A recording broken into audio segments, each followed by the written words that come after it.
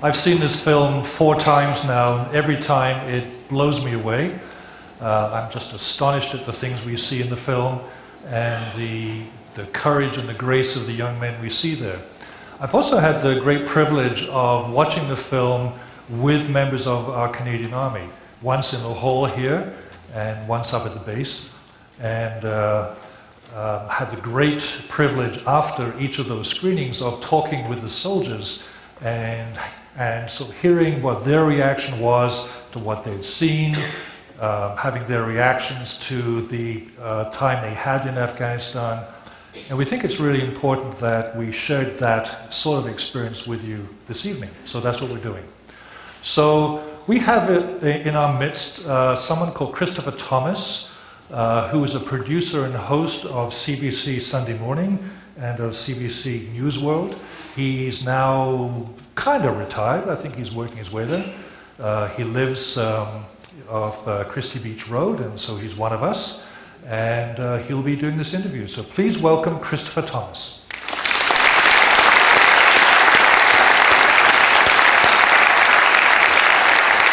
Welcome. Thank you very much. Thank you. So Christopher had the pleasure of sitting with me as we saw the film with members of the Army, and I'm envious that you now have the chance to have this conversation. Pretty special group, aren't they? Absolutely right. So have a good time. Okay. Ladies and gentlemen, Michael Anderson. Can we have a hand for Michael and the crew that put this film festival together? They're unbelievable hard workers, and they've also put a pretty challenging series together for you. I admire what you're going through tonight and what you'll be going through in a while. I brought this book out. It's a companion to the film we just saw. It's written by the man who made the movie, called Sebastian Junger. And I brought it out in part to recommend to those of you who have had their appetite whetted by this.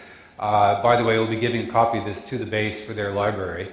But if you are interested in more stories, I'm not getting a commission out of this, but I read it, and it's really quite fascinating. The other thing that I brought it out to tell you about is, as he does in the film, he talks more in the book about the fact that this is not about the politics of Afghanistan. This is not about the decisions made by the politicians. This is about the soldiers' story.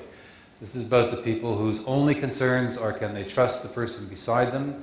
Can they do their own job properly? Can they get the mission done? That's what we want to focus on tonight for the next 20 minutes or so, and then maybe take some questions from the floor as well. And it's really appropriate that I think we focus on the soldiers tonight. I don't know how many of you are aware. This afternoon in Toronto, another convoy along the Highway of Heroes, another repatriation ceremony for a Canadian who died, Corporal Brian Pinkson. He was 21, died of his injuries from an IED, an improvised explosive device. So I think it's especially appropriate tonight that we talk to 2 soldiers who have been through it all. They've been in Afghanistan. I'd like you to meet first. He is originally from New Brunswick. He now lives in Owen Sound. He spent 8 months in Afghanistan. Captain Aaron Corey.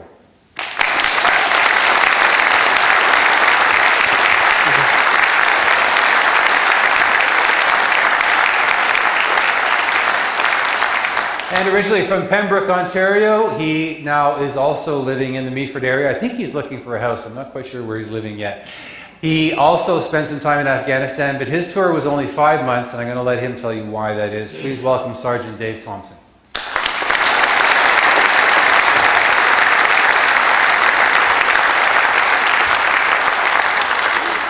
Gentlemen, thank you so much for being here. And first off, I think on behalf of all of us, our condolences to you and to the other members of the forces on the death today and the repatriation ceremony of one of your colleagues. I know it must be tough for you to be out here doing this.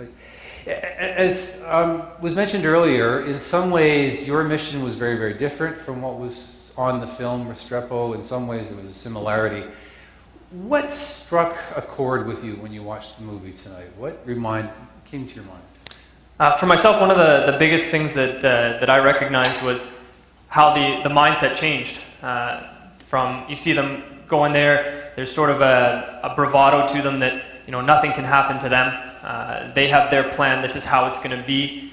But then as incidents start occurring, as they started reacting to life in Afghanistan, to surviving in Afghanistan, it changes a lot.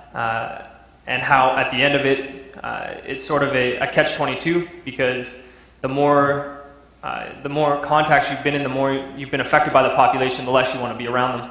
But at the same time, that's the time when you really have to push out and deal with them and take on that fear, that frustration that you have, and deal with that. Dave, pretty much the same for you? It was pretty much the same for me as well. I think the part of the movie that got me the most was the point about the cow. When they were coming looking for the compensation for the cow, he was trying to be like, okay, he was telling him, I can't give you the money, but we will give you food. Well, they didn't want the food.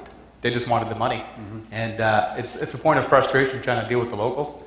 But on one hand, you have to realize the culture and you have to work with them, not against them. Take me into that mindset, because so many times in the film we see various interactions with the locals. We see some of them standing by watching the fighting. We see them talking about the cow. We see the shuras where the American captain says, okay, what went before is over, now it's a clean slate. I'm wondering, how do you deal with villagers that you know, on the one hand, you're talking to them about a road or a school project that you're doing, but one of them may well be a member of the Taliban, one of them may well know there's an ambush coming the minute you leave. How do you function in that context? You really have to sort of divide yourself and know that when you are there, you have to be doing the best you can. You have your mission, you have your goals that you want to achieve when you're talking to them, when you're dealing with them. But at the same time, you have to understand where they're coming from. They've lived through this before. I mean, this is, particularly with the elders, they've been there. They've seen it all before. What's new to us is definitely not new to them. So what we might think is a big event, to them doesn't register the same way. And a lot of times you end up talking apples when they're talking oranges, and there's a lot of frustration to it. It's difficult to deal with, and you just work your way through and you become smarter at it as you get used to it. You start realizing that's just the way it's going to be, and you do your best to accomplish your mission. But there's also the grim realities, and I know you both went through your versions of it. Dave, you encountered a 10-year-old Yes. suicide bomber. Suicide bomber. He was a 10-year-old boy, yes. During a patrol, a combat presence patrol, we had circled a Taliban IED cell, and in order to get that commander out, they sent in a diversion, and that diversion was a suicide bomber who happened to be a boy. He approached our patrol, staying with our standing operating procedures. We'd stopped him. I sent the A&A sergeant to go look, to go ask him questions. But culture in Afghanistan states you don't mess with kids or women. They didn't think he was part of the Taliban, but a minute later they detonated him and killed one. They blew him up. They blew him up, using a remote control device. They sent him in as a suicide bomber to kill us. So you're dealing with a different type of people, but you always have to be on guard. And that's one of the ways that's some of the stuff that we went through every day over there. And you just have to go with it. I'm not sure anybody can really understand how you just go with it. It's the here and now. It's there. You have to do what you have to do to get through that day to get home. And your training helps. What we do back in Canada to train over there, it helps. And when something happens, your training kicks in, and that's what saves your life. I don't want to be too graphic, but you still have the blood from that incident on your boots. I do these. I was wearing these boots when I got hit. Yes, I did. And you got hit. This wasn't some remote thing. You were actually. I was actually. That's why my tour was cut short. I was wounded by a suicide bomber. Yes. Yeah. And you had to go to hospital. Yeah, I was in the hospital for a couple of days. But I lived through it and carried on. You had your own encounter with a young person. Yes, just after Eid, the Taliban had gone around and they handed out toy AK replicas to little boys and girls as a celebration for the end of Ramadan. These kids didn't really think much of it, but one day we pulled up to a culvert and started doing our drills to make sure that there wasn't a roadside bomb in it. As my troops started to dismount, this little girl, she was about 6 years old, about this tall, comes running around a corner, and she had her AK, her toy, up, and she was pointing it at my guys. That's the only time that my rifle came off safe, that I didn't actually fire a round. I pulled back on the trigger, and I don't know what stopped me, but at the last second something just didn't seem right, and in my mind, I was set. I was ready to kill this little girl because I needed to protect my guys. That to me was the most important thing at that moment. Luckily, I realized something wasn't quite right. My weapon went back on safe, and I went and took the toy from her, gave her a pack of gum, gave her a sort of a lecture. Don't play with these things. This is what could happen. And we carried on with the patrol from there. But it's one of those things that sort of stays with you to know that you've taken up a sight picture on a 6-year-old girl. You know. But thankfully, I didn't pull the trigger. How did you sleep that night? I think Dave summed it up the best. You know, it happened and it was done. You live for the moment. It doesn't matter what's going on around you. You have your mission, and you do what you do. You do what you need to do to finish that mission, for you to come home alive. And in my case, I had 40 soldiers, and I did everything I could to bring them home alive. I was personally on painkillers that night, so I was good to go. I was all right. I think it was called Oxycontin, so I was. And if you brought them home with you, there's a market on the street right now for them too. I got rid of them. What about back home? Does that flash back to you? I mean, we saw the soldiers in Restrepo talk about how some of what they're going through, the medical authorities don't even know how to deal with them. What do you guys bring home? You bring home the memories. You do have flashbacks. It relates to something over there, like the smell of explosive to me. Sometimes I can still smell it.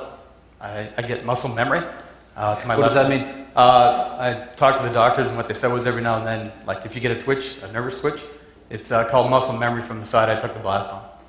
So it's so that your body remembers. So if you just pull into a gas station or something, smell petrol? No, not necessarily. No, it's just sometimes it comes out of the blue. Out of the blue? Yeah, just you'll be walking, or you get it, or you're reading a book, something, anything. You're just doing anything, you may get it out of the blue. So, do you ever see that girl's face? Not really. You know, for me, I've come home. I have the things I deal with, but at the end of the day, you know, for me, when I was over there, with the exception of when I got married and when my daughter was born, I had the best days of my life over there. I also had the worst days of my life, but it's made me who I am today, and I'm very proud of who I am today. So for me, it's just part of living, and you sort of carry on. You know what you've done, you know what you haven't done, and that's that. Two of the things that I noticed in the film, and I wanted to ask you about, you talk about the best days of your life.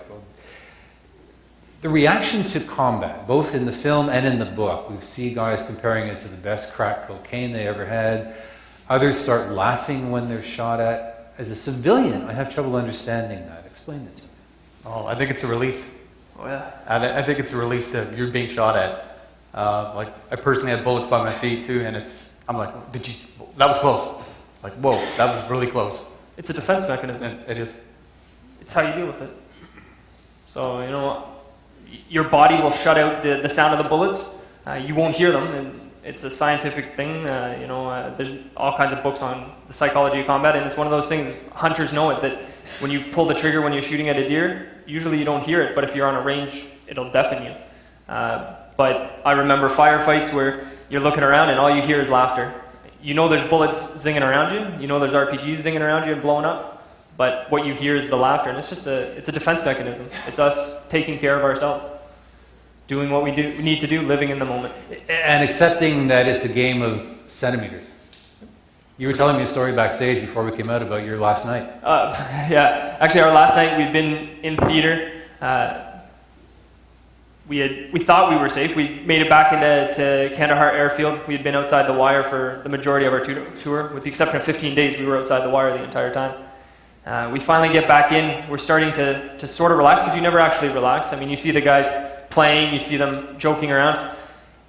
It's, again, a defense mechanism. They're not relaxed. At a moment's notice, when the rounds start flying, they'll react. And I remember that night we formed up in the same spot that they had for the other 22 chalks that were going out. I was number 23 at 25. I was one of the last guys to leave.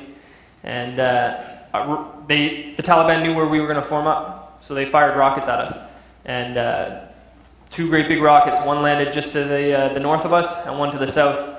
The one to the south, we live in CAF, it's like these sea cans, and the rocket went through the room of my medic, It went right through his room. Just as he went to bend over for his helmet, the rocket came in through one wall, out through the other, and detonated on the other side. We were an hour from flying out of country, and I almost lost one of my guys. So, but instead it became, one hell of a joke or one hell of a funny situation to talk about. And once we got to Cyprus and we were decompressing, it was one of the best stories to tell. And that is? Having fun. But during those moments, we saw a lot of moments in the film where there was kind of a lull. Sometimes they were arm wrestling, sometimes they were dancing, sometimes they were just kind of joking around. It looked relaxed. My thought was, is that the point where you start to think about, oh my God, that was really close yesterday, or 5 minutes ago somebody was shooting at me? What are those moments about? Part boredom, part anticipation, part tension? Staying sane, I think. Yeah. Staying sane. Just to stay in the Are they as relaxed as they look? For the most part. They're relaxed for over there. It's a sense of normality. You're trying to pretend that you're living in a normal world, but you're not. Yeah, you're trying to, I'm scared. You can be scared, but I'm not going to show it. Mm-hmm. But it does show in a way. But you want to keep it as low as possible. Which begs the two questions. What do you tell your families back home while you're over there? I didn't tell them anything. I wasn't going to tell them anything. When I got hurt in the incident, I didn't want to call them. But for reasons, my chain of command said, you have to call your family. I was like, I didn't want to worry my mother. I was like, no, I'm not calling home. I said, you have to call home. Because there's rumors back home, so you have to stop the rumors. So. For me, I sort of played the same game that the young soldier did in the movie. I told my wife, everything's good, everything's great, I'm bored. Sadly, one of my soldiers went home on his leave and bumped into my wife at the movie gallery, at the video store, and started telling stories out of school about close calls that not only he had, but that I had that he had witnessed. And the next time I phoned home, I got properly jacked up. Thought I had learned my lesson, but then CBC took some more footage of another IED that sadly killed some of our soldiers. And I tried to tell my wife, I was nowhere near that. Well, the footage showed different. It showed me right in front of the explosion. So I again got in a lot of trouble. And I'm not surprised to hear that. I mean, my dad, served in World War II, never told any stories about what went on. At the same time, I'm wondering, what should the press be reporting? What is it that civilians should know about what you're going through? We hear about the IEDs, we hear about the repatriation ceremonies. Occasionally we see the hockey games or a shot of Tim Hortons, but I'm not sure we really get the full picture of what your life is. Should we? And what is it you want us to know about? I think it's the work that the Canadians are doing over there in other countries. It's just not about losing our soldiers. It's about the good that we do. We go out there, we set presence patrols, we let them know we're there to help them. We have provincial reconstruction teams. They're building stuff for them. Bridges, schools. They're out there to make sure that people can go to school. It's unfortunate, but they only hear the bad stuff that's going on. I think if they hear more of the good stuff, they'd have a different outlook on the mission itself. It seems to me that it's always the negative that you hear about. You never hear about the positive. We get in firefights all the time. We are fighting the enemy up close and personal, but you never hear about those battles because unless someone's killed, you don't hear about it. You don't even hear about it when guys are just wounded. And there's a lot that you don't hear about. We do a lot of good. It just seems that the media at times focuses on the negative. And it would be nice if they would focus on some of the positive. And seem to focus on the IEDs more than even the firefights. I don't think Canadians are really aware that you're in firefights on a daily basis. I think that's because the majority of fallen soldiers have been killed by the IEDs and not directly one-on-one with the enemy. It's like you hear the captain in the movie said, Lieutenant Colonel, that he won't fight their soldiers one-on-one. They won't do that. Mm-hmm. I mean, they'll plant their IEDs and they're ghosts. I mean, they'll plant their IEDs in the middle of the night or whatever, and you won't see them. It's like fighting ghosts. Even when we get into a lot of our firefights, you use the term that you're fighting ghosts, and that's exactly what it is. I can count on one hand the number of times I actually saw the enemy, as opposed to just seeing muzzle flashes and returning fire from the muzzle of a gun. The terrain is so complex, they know it so well that we just don't always see it. So it's very good the way they portrayed it in the movie, because they never show the Taliban in the fights there either. Probably because it's pretty close to the same thing. At the end of the movie, I was moved. I can imagine some people reacted to it as well. They talked about the fact that despite everything we saw, after everything that happened, they pulled out. My mind said, what was it for? I'm curious as to what you think they, the men of the 2nd Platoon, would have thought once they knew that down the road, the American forces decided, for whatever reasons, to pull out of that valley. Well, I can understand they're sad and they're angry because they lost their friends there, but that's a decision that's not made at their level. So, I mean, they're there to get their orders, and they carry out their orders. And at the end of the day, if they're told to go, they go. So going back to that whole thing, you know, the soldier on the ground, the soldier who's actually doing the fighting, to us it's not politics. It's a job. We have a mission, and if that mission has been accomplished and we're redirected onto a new mission, that's what we do. We live in the moment. We live for the now. Which brings us full circle, and I'd like to turn it over to the audience if we could. But we have somewhere in that dark morass, Paul Osborne is standing by with a microphone. And there he is, coming down. Hi, Paul. I'd like to turn the floor over to you guys. We have about 10 minutes for questions. If you would, though, if you please not just raise your hand, but stand when you're actually asking the question. And Paul will try and get the mic to you. If he can't, then he can take the question from you and pass it on to us. So, anybody got a question to start us off with? No takers? We start Up there? Okay. Don't be shy. Scream it out to Paul or work your way over to the corner there. We hear of the Taliban going into villages and mixing with the villagers. When you're on patrol, identification of friend or foe has got to be most difficult. And are there cases where it's clear and other cases where it's not so clear? Oh, it's not really clear at times. I mean, they blend in with the locals very well, and you're not sure, but you have to take the appropriate steps to find out if they are actually insurgents or not. And there's methods that we have to do that, and we carry out those methods. And if we do find out that they're suspicious, we go through the proper procedures to detain them and question them. Sometimes there's nothing even that you can really do. I know that going on certain patrols that I've stood from myself to Mr. Thomas away and actually talked with the Taliban, negotiated with them, talked to them about schools, talked to them about building up their villages, and knowing full well that they're Taliban, but not being able to prove it until you end up in a firefight with them a couple days later. And it goes back to the point that you made. I mean, they know that there's an ambush waiting for us. They know that IED right outside their compound, that roadside bomb is there. But they just let us carry on and hit it.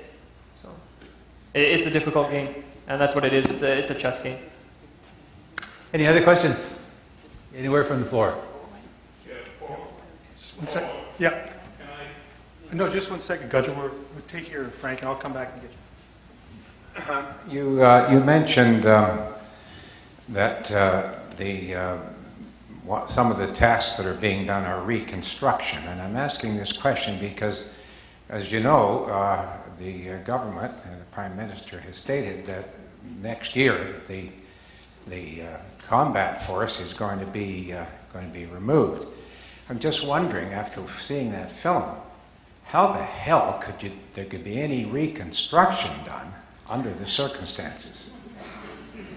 It's a complex battlefield. Afghanistan is a very complex place, and within the same kilometer, you can be building something, you can be fighting, and you can be trying to prevent fights, all in the same piece of ground. And that's where Canadians, we seem to strive. We have that ability to react to the enemy, deal with the enemy, but then at the same time realize that is only a certain part, a small part of the population, And then at the end of the day, we're there for the greater purpose, for the rest of the population, and we switch back into that role of being the humanitarian, trying to help. So it's difficult, but it's something that Canadians seem to do very well. We're going to take one question up from the balcony. Gunter, if you could shout it out. Can I? Yeah, go ahead. I'm wondering if any of the Taliban ever get captured, because one doesn't see that, and as it was in other wars, they become prisoners of war. And if Taliban are being captured, how are they being dealt with? In other words, are they being kept somewhere? I personally wouldn't know where they're kept. That's out of my pay grade. So,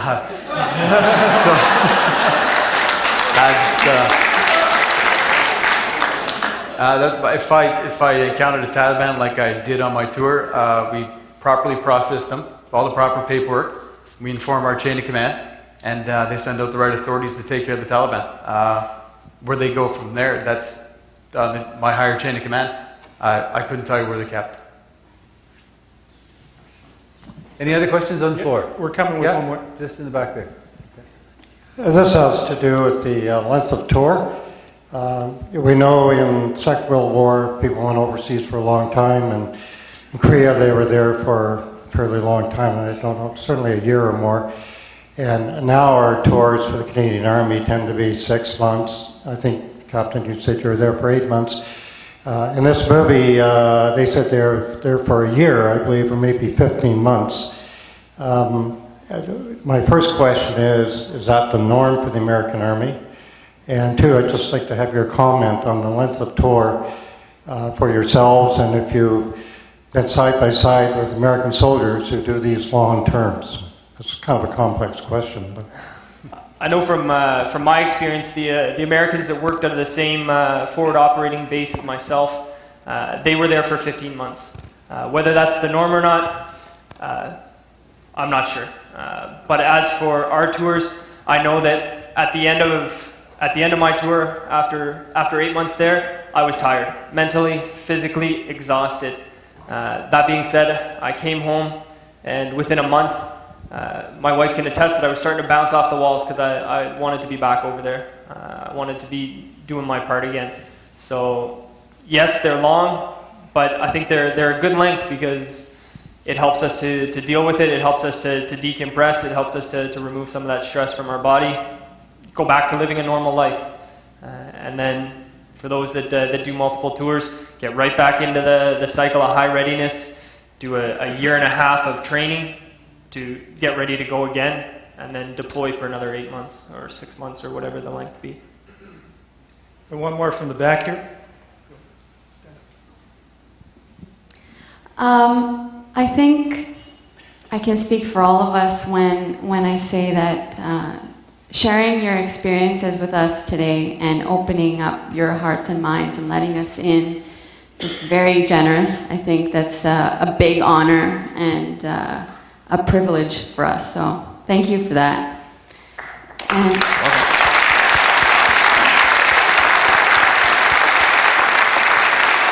So I'm curious, what was the deciding moment for you when you knew that this was what you wanted to do with your lives? And I'm also curious, if I can make it a twofold question, what would be the most rewarding moment? I was 19 when I joined the Army. My father served. He served 30 years. My older brother was in. At the time, I really didn't know what direction I was going to go into. And he made a pretty good living being in the military. He raised a family of 4. So I decided to go that route. I was only going to do 3 years, my original term, but I decided to stay in after my 3, and I just finished my 20 last March. So, yeah. And I think the most rewarding part is going to be when I sign my release. Well, I finished my time, right? So for myself, I joined while I was still in high school. I joined the reserves. I grew up in a military family. I wasn't forced into it by any manner of means. but it's what my father did, my uncles, my grandfather, my great-grandfather. So it's sort of all I knew. It's what I was comfortable with. I joined the reserves, and then I was accepted into the Reg Force as well. And I've been doing it ever since. I don't have near as much time as the good sergeant does. I only have 11 years in, but I can't wait for the rest to come.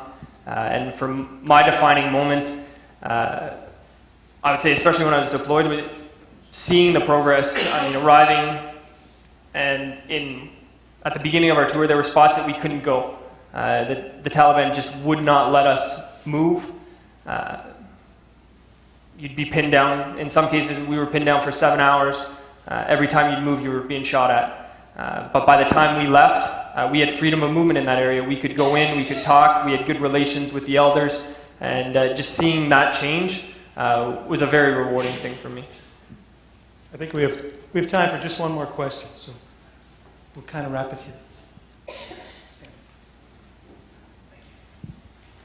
Just getting back to this, the troops pulling out next year, I was just wondering if you guys feel that you have a sense of accomplishment of all you guys have done over there. I personally do.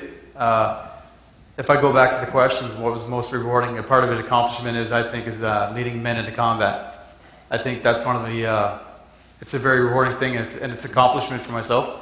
It's something that when you first join the Army, you don't think you're ever going to do.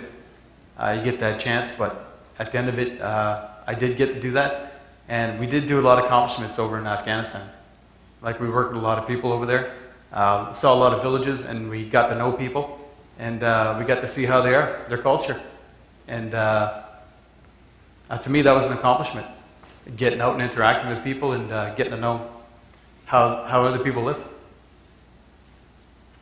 Couldn't be more true. I mean, even talking to the tour that was there after me, or the guys who've been there 2-3 tours now, since the guys that are there now, the changes that have happened, I mean, there is a serious accomplishment, and that's something to be very proud of. And I'll take it to sort of one step further there than just leading men in combat, but Canada, for both of us, has allowed us to lead fellow Canadians.